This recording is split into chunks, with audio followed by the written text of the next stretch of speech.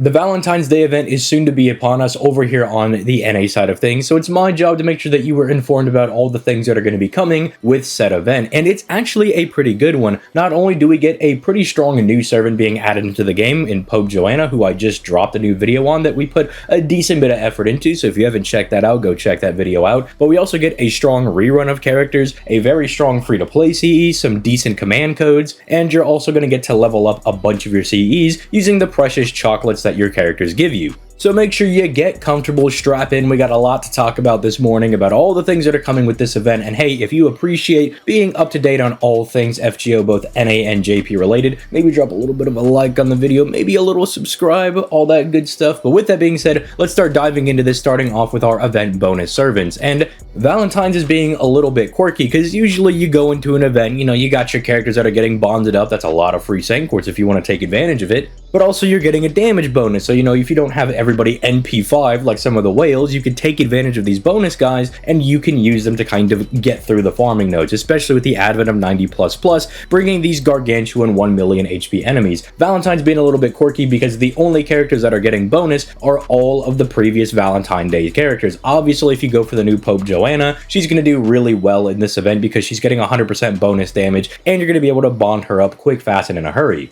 But while I would usually go through and kind of pick out individual servants that are really good for this event, all of these servants are at least fairly decent for anything you want to use them for. Say you want to go in for farming, somebody like Karen will actually perform rather well when being given a 50% bonus damage. Or somebody like Bazette could be really good for boss fights in the main quest. I mean, technically, you can use Bazette for farming if you want to do the counters. Or even going into things like the challenge quest, she can be really strong for that. Same thing could be said for MHX Alter. She already hits like an absolute dump truck, so the fact that they're giving her 50% bonus damage is also going to help her out a lot. And I think for people like, say, Murasaki Shikabu or somebody like Semiramis, who typically don't get all that much love when it comes to being used in farming nodes, might be a little bit better if you decide to actually use them. So just a nice set of bonus servants. Wish maybe there was like a general bonus for like just your female servants. Even just giving them like 20% bonus damage would probably seem on brand for Valentine's Day, but at least the servants that are available over here are all pretty strong.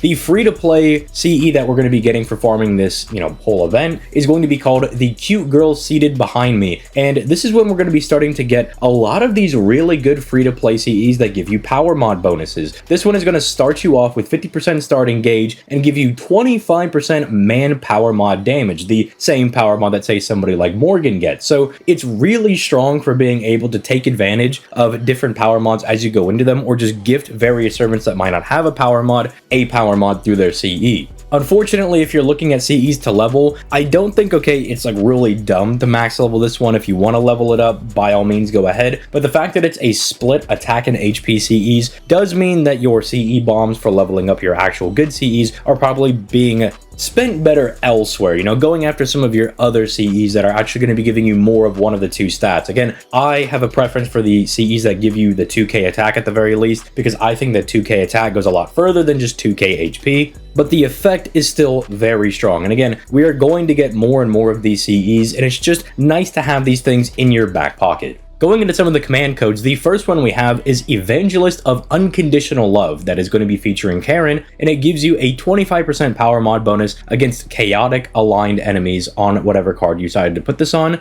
So I don't know, slap this on your archetype Earth, or really anybody that has chaotic power mod, and their bonus cards will be able to do some additional damage on top of their NP. Just very solid in general. Then we have Drowsy Bomb, which is going to pierce defense on the engraved card and do 500 curse damage for 3 turns when you use the card. These are better used actually for the DOT effect. I know back in the day I would look at something like this and be like, oh, the Pierce defense, that's kind of quirky. The curse doesn't really matter. But now that we're starting to get more and more servants like Bisquion, these characters that can take advantage of these various DOT effects, or like the new Dantes as well, who does it with Burn, it is really important to save these for those characters, because I'm looking at my Bisquion and I'm like, I only have 3 things that do poison damage. I need more of these so I can ramp up these damage, because those servants can hit so unbelievably hard that you want to make sure you are ramping up their DOT effects as fast as possible. So saving this for a servant that I can actually take advantage of the curse that they're going to be putting onto people, I think is very key. I want to go ahead and point this out because it's very unassuming, but if you're not in the know for like the next 2 years, this might be something that you just slap on a servant and don't think about.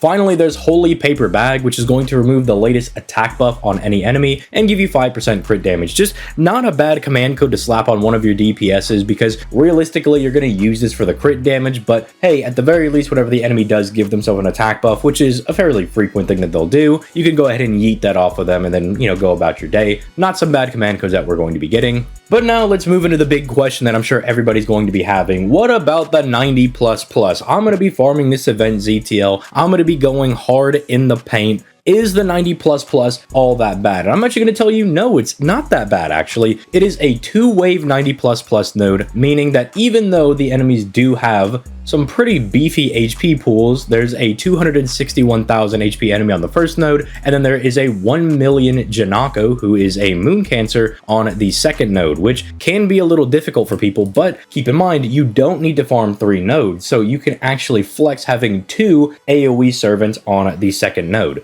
Janako is actually pretty interesting as a Moon Cancer with a lot of her traits. Now, she is Sky attributed, which can be a little bit annoying for people, as you do know with Charlemagne. That can be a little difficult to get around, but there are some things you can actually take advantage of, although they are really odd. So as far as her alignments are concerned, she is lawful, which does mean people that really built up their Ruler Scotties or their Oberons are actually going to be having a good time going into them, because they actually have lawful power mod. Or if you're like me and you have Ruler Moriarty, you're going to be able to take advantage of her good power mod. And a good thing you can do with someone like Ruler Moriarty is pair him with someone like Nero Bride, because Nero Bride not only functions as a art support type servant with the big NP gain in the battery, but she also gives you a Sky power mod. Something I'm going to be tinkering around with is maybe even doing something like double Nero Bride, plug shooting in like an Oberon to see if my NP1 Ruler Moriarty will be able to get through this, because he'll have the good power mod, he'll have the Sky power mod. Maybe it'll work out, maybe it won't. You'll see me when I do it on stream. But then there's also the Sky power mod itself. The best option I really see here is probably Okita Alter. It's really unfortunate because Mao Nobu is usually really good for someone like this, because not only does Janako have divinity, but she's also Sky attribute, but unfortunately Janako is a Moon Cancer and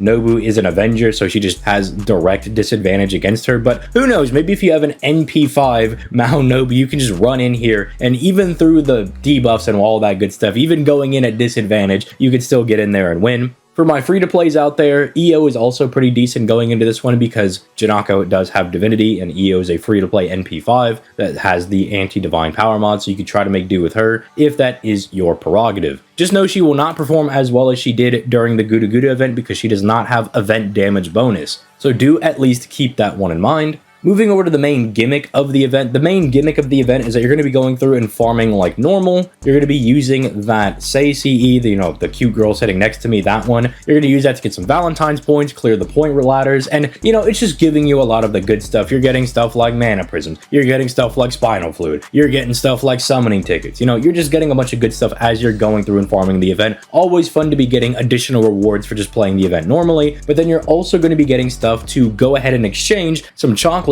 for CEs from your various servants. This can be done for male or female servants. And the great thing about this is that they give you a max leveled 4-star CE that you can use for CE bombs. And those CE bombs can be used to effectively level up your really strong CEs, things like your kaleidoscopes, your black grails, all that good stuff. And don't worry if you're like, but I'll never get my Valentine's thing back again. Do not worry. You get the same Valentine CE every single year. I have been using my Valentines for like the last 8 years to level up CEs on my account. Your servants do not care. They do not know. You get the same dialogue every single time. So I think it's literally the most powerful event of the year when it comes to leveling up your CEs. It's literally the greatest CE event of the year, because you get all of your CEs leveled up, and it makes a world of a difference, especially with stuff like Black Grail, where you can get 2400 bonus attack. That's a lot. I mean, that's pretty good. Or even just on something like a kaleidoscope, if you have it maximum broken, you can eke out extra damage on top of having the fully built up NP that you spawn in with. Or even just things like aerial drive, things like cranking are just really strong because you get the additional stats, plus they're free to play, so you already have the maximum broken.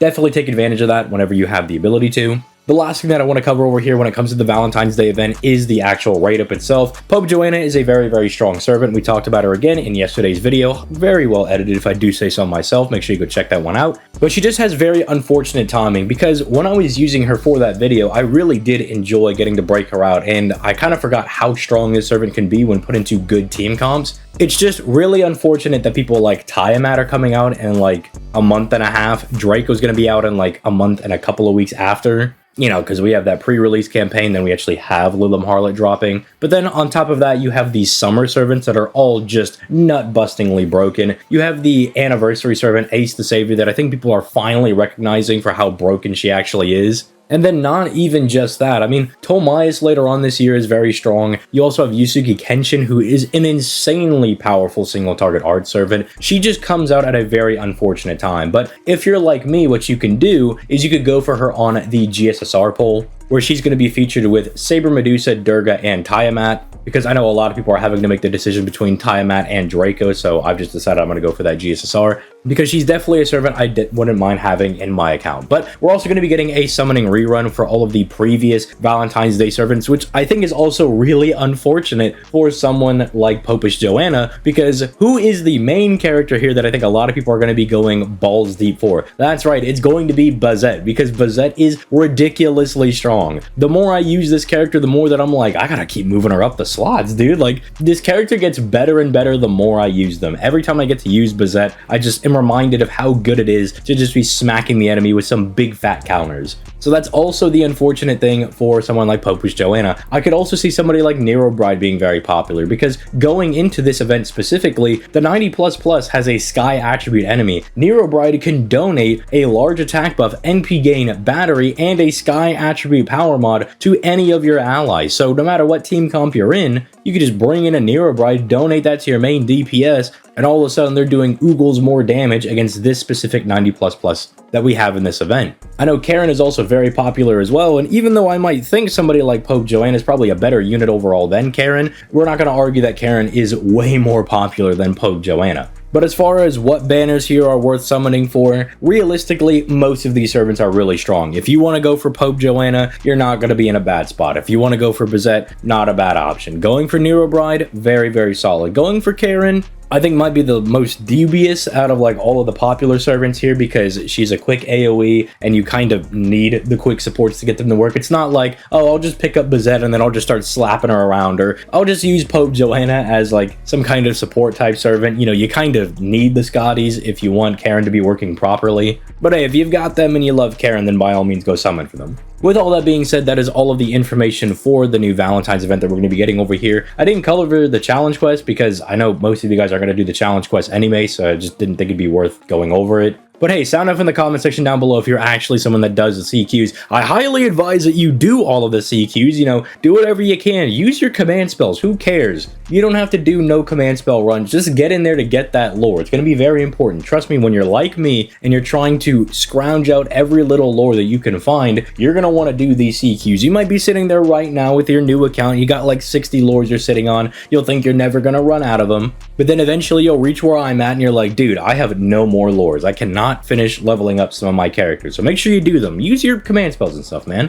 This is not a graded assignment. You know, your teacher's not going to come in here and give you an F just because you didn't use no command spells going in there. It is a game. It exists to have fun. And if you have fun using your command spells, then by all means, do that. With that little PSA out of the way, that's all I got for you guys in this video. If you enjoyed the video, found it entertaining or informative, then by all means, leave a like on the video, subscribe to the channel, and comment down below which banner you're going to be going on if you're going to be summoning on this Valentine's write-up that we're going to be getting. Also, again, let me know if you're going to be doing the CQ, because if people are actually doing the CQs, if my audience is full of good old lads that are actually doing what they're supposed to, then I'll start covering those in the event guides. But for the most part, whenever I'm doing an event, I see that most people are like, oh, I don't do the CQ. They're like, I just kind of skipped over that. It's like, bro, do the CQ. Get your lore. You need to get this. All that being said, I'm going to go ahead and get out of here. You guys have yourselves a nice day, and I'll catch you guys in the next one. Peace late, guys.